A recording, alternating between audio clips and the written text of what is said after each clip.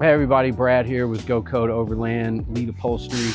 Today I'm going to be walking you through the process of upholstering some of our parts. This is a Sprinter B passenger. Let's jump right into it. This is the type of glue that I'm using. Tensor grip. It's a great product. Highly recommend this. Also using a respirator today. And this is not a particulate respirator. This is called a vapor respirator. It really helps with fumes. You want to make sure and do this in a well-ventilated area.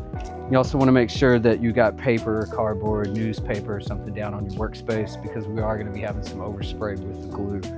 So first thing I like to do before I mask up is to make sure that this is really clean. This plastic does leach oil over time. You want to make sure and get that off nice and clean. Also want to make sure that there's no dust or particulate matter on that. A mild cleaner does fine. I use a Auto Prep cleaning material here, or product. This really helps get all the oil, dirt, and everything off. Just like painting or anything else, surface prep is key. So just give this a light spray along the back on the corners and edges. A good wipe down. Make sure that this is good and dry before we start putting glue down. It's also an option if you want, if you're worried about longevity of the adhesive. It's also an option. You can take some 110, 120 sandpaper and rough up this texture that we call hair cell here to give a little more porosity for the glue to stick in there. Of course, after you do that, if you do, want to make sure and clean it off real good. Always like starting with the back side first when I glue up. What we're gonna do is put about a 1 to 2 inch strip of glue around the whole perimeter. After we do that, we're gonna flip it around and do the show side with glue too. Now, I do recommend doing 2 coats in different directions, especially on the show side. You don't want that coming undone, and hitting it from 2 different angles like that will make sure that it gets really good coverage. Make sure you got good ventilation. Let's mask up. And also, before you start gluing, you want to make sure that your tip is clear and free of any debris or dry glue in there. If you don't, you'll end up spraying glue in places that you don't want to. So I always like to give that a few test sprays off on the side to make sure that we're ready to go.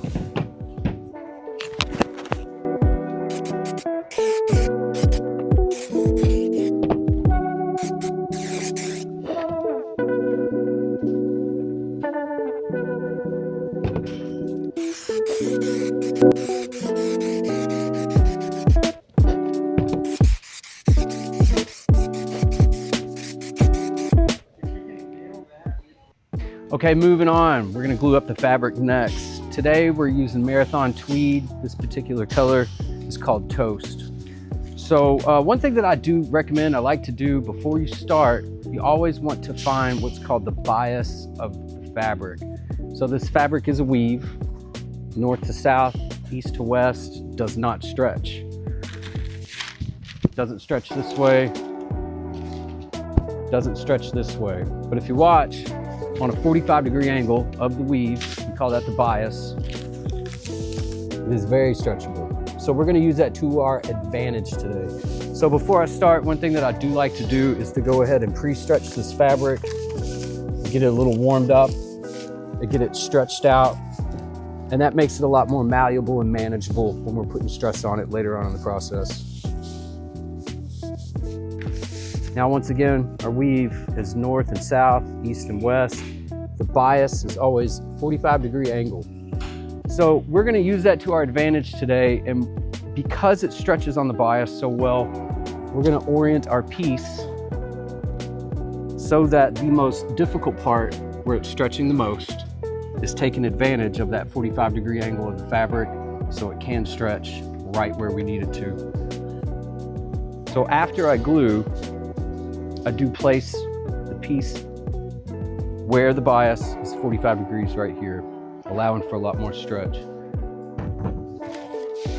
You do want to make sure that you glue up the correct side of the fabric. That's not fun, so make sure you get it on the back. Don't forget to mask up. And just like the plastic, I give this 2 coats, each in a different direction. And that really helps get the glue down into each angle of the fabric.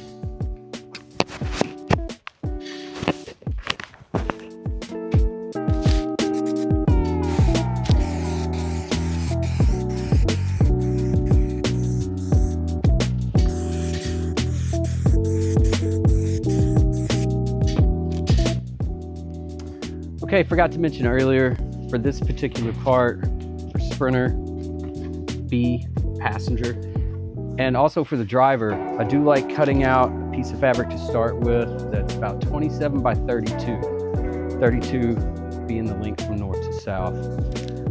Don't be afraid to waste fabric. There's nothing worse than spending your time, materials, energy, and money on your project, going through the upholstery process and being an inch short of wrapping it at the very end. Don't be afraid to waste a little bit of product. You can always make a quilt or something out of that later. So, as I was saying earlier, I do want to orient this piece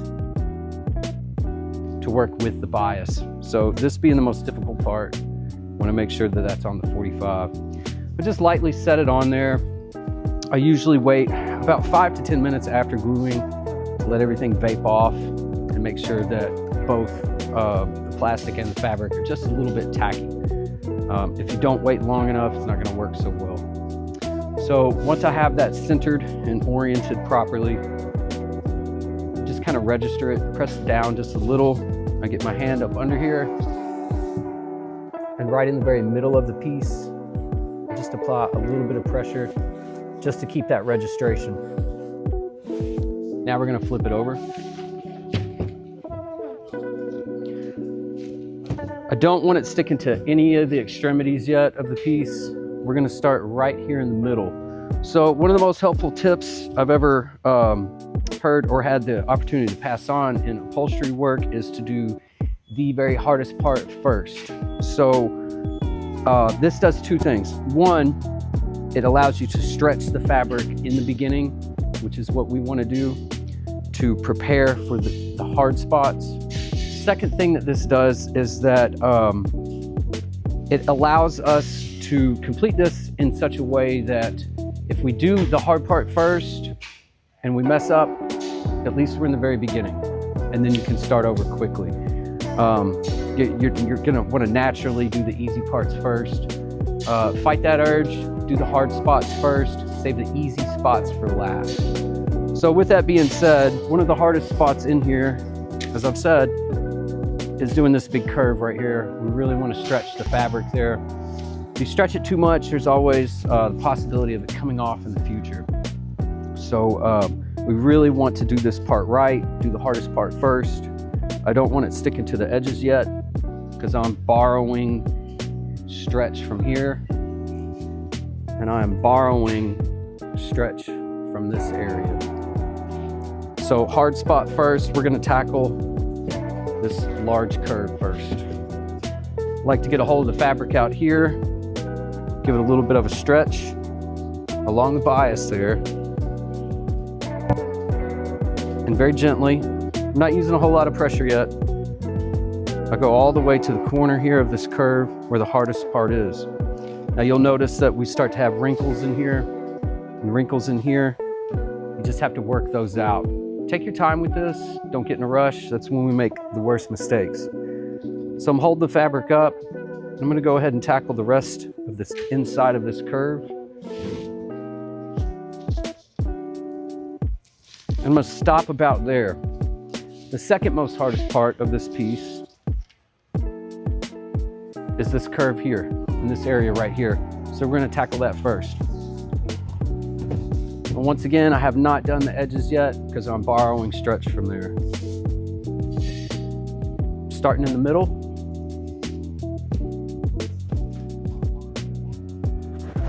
And I'm working that all the way down to the very hardest spot of this piece. All the way to the edge of the flange right here. Now, during this whole process, I am working out wrinkles. I am stretching it as I go. We don't want any gaps in between the fabric and the plastic. We don't want any folds in the fabric. So start working this out towards the end, making sure that I'm really tucking the fabric up into the edge of this flange right here where this little crevice or valley is. And we're still stretching the fabric as we move out here. I do this from the inside, very slowly, stretching the fabric as we roll that over the edge.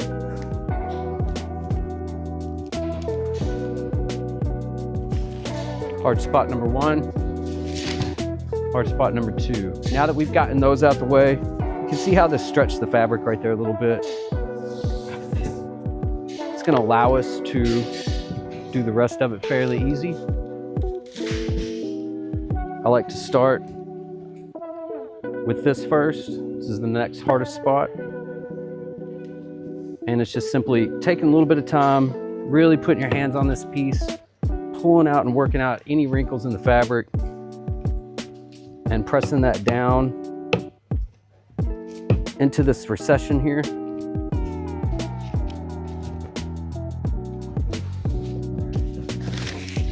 Then I like to move to the edge of this side. You can see we have some wrinkles right here. It's just a matter of using that bias once again to stretch the fabric, pull it back, working it over the side.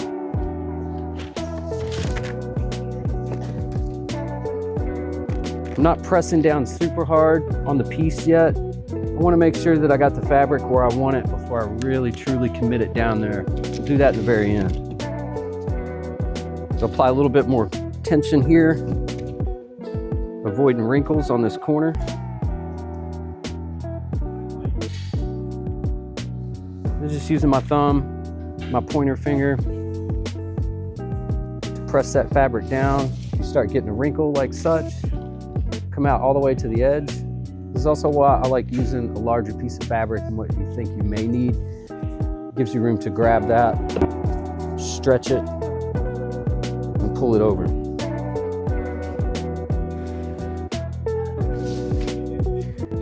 All right, last is this flange area right here.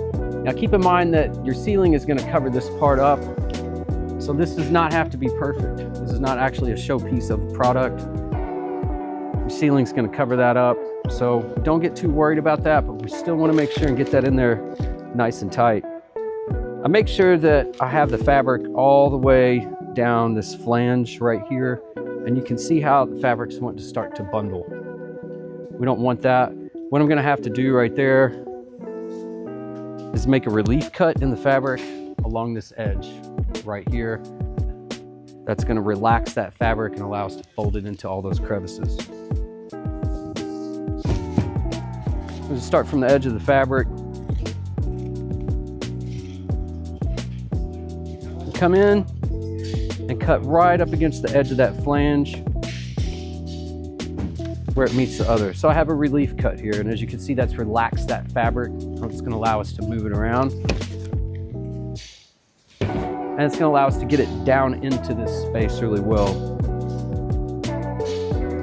This part is just a matter of getting your hands in there, working the fabric into all the recessed areas. Always start with the hardest part first. The hardest part here is going to be getting down into this corner.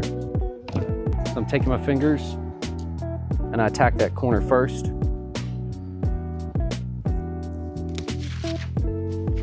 Now you can see that we're having the same issue with the fabric wanting to bunch right here.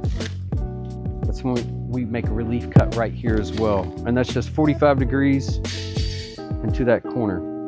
These relief cuts are a very important part of this process. It allows the fabric to move and fold over the way that you need to. It gives you freedom to work with it.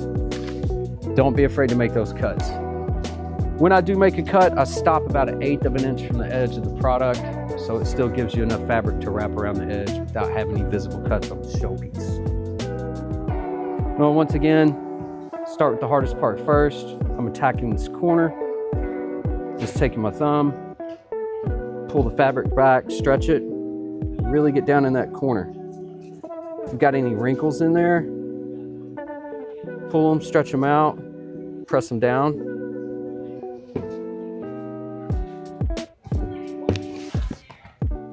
And we have that done. So from here on out, to finish this piece, we're just going to be cutting all along the edge, about 1 to 2 inches from the edge. Once we make those cuts, then we'll start folding them in. I'm going to go ahead and do that. See you in a second.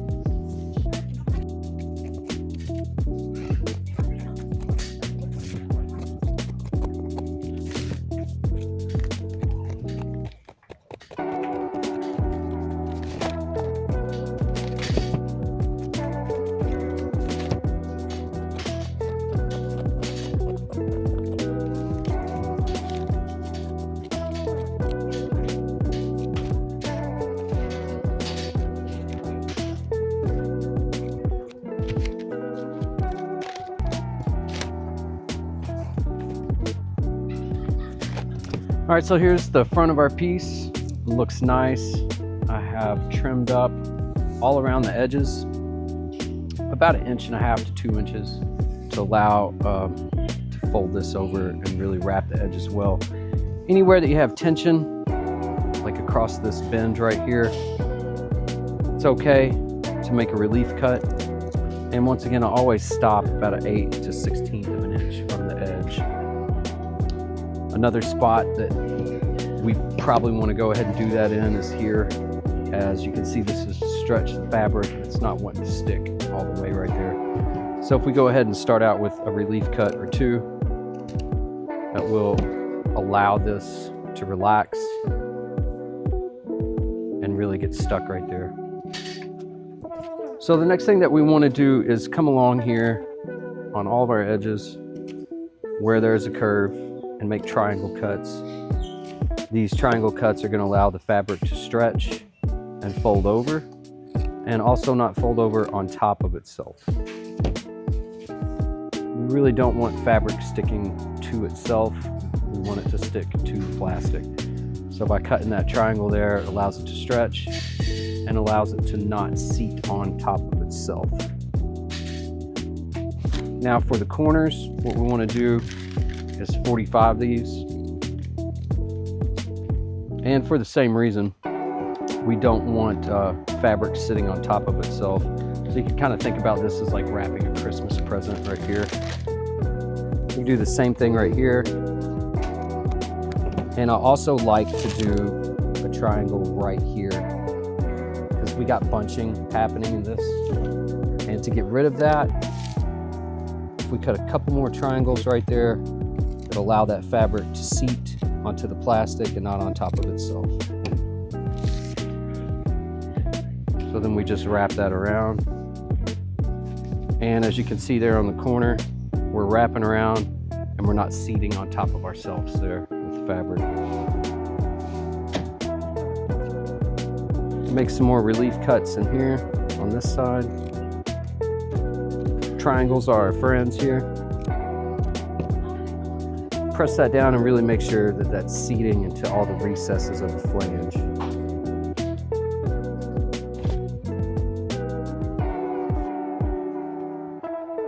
And we're going to repeat this similar process all the way around the edges. So I'm going to go ahead and do that. We'll see you soon.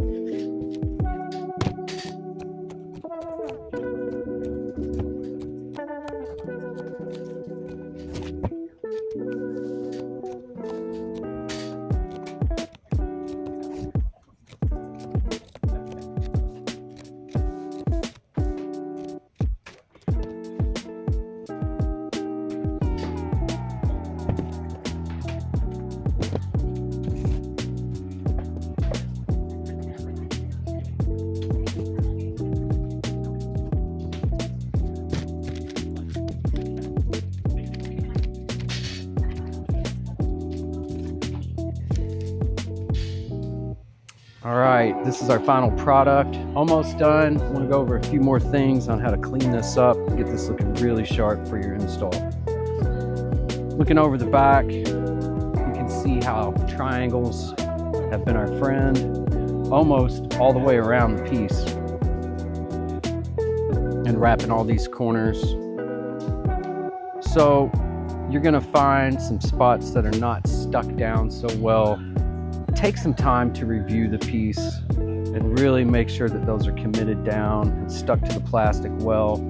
This is when the heat gun is going to become your friend and also become your enemy real fast. Very helpful tool, and it will help get rid of a lot of these little fuzzy corners and such, and it will help you to get the piece stuck to itself really well. I do want to warn against using this too much. Use it on a low setting, and when you are using the heat gun, make sure that you're keeping it moving. You don't ever want to let it sit still. You don't want it too close. The worst thing that you can do right now is to use this heat gun improperly and burn or melt your piece. It will melt the fabric a little bit, and it will cause the fabric to shrink a little bit. It will reactivate the glue for one good final rub down to make sure that it's adhered properly and get all those little pieces stuck to the plastic. So you're going to want to let your heat gun warm up just a little bit. Like I said, I recommend using this on a low setting. And I'm going to go around all the corners and all the edges and get those warmed up. And then you can make sure that it's stuck down really well. If you got little fuzzies in the corner, this is where the heat gun is going to melt those away and shrink any excess fabric that's on the corner. Pulling that away because I don't want it to get too hot. Once that warms up, pinch it and smash it down really well. And we're going to heat treat the edge across the whole product here. Anywhere where you got fuzzies, those are going to disappear and shrink.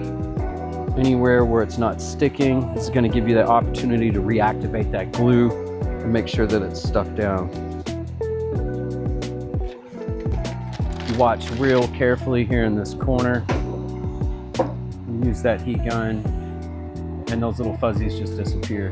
If you got any big wrinkles happening, this is also a good opportunity to hit those and smash those down. Not too worried about that on the end here because that's going to get covered up by the rest of the vehicle. This is another good opportunity to make sure that you're pressed down on all the little details, all the little recesses, and really commit this fabric down. One way that I do like to do that is to take a scrap piece of our fabric cut off from earlier. Obviously don't use the glued side, but use this fabric, rub it on itself. You can heat it up a little bit if you want to. Like I said, that's going to reactivate the glue and just help things stick for longevity. Especially these areas where we stretch the fabric a whole lot. Heat that up a little bit, take your scrap piece of fabric and really press that down just as hard as you can. Kind of hit it from all different directions and do this across the whole piece. And that's going to help make sure that you're stuck down really good and so that that never comes off. Take some time, inspect your piece, make sure there's no wrinkles or bubbles. Look at the back, make sure everything's stuck. This is our final product. Hope you all enjoy. Contact us if you got any more questions or concerns.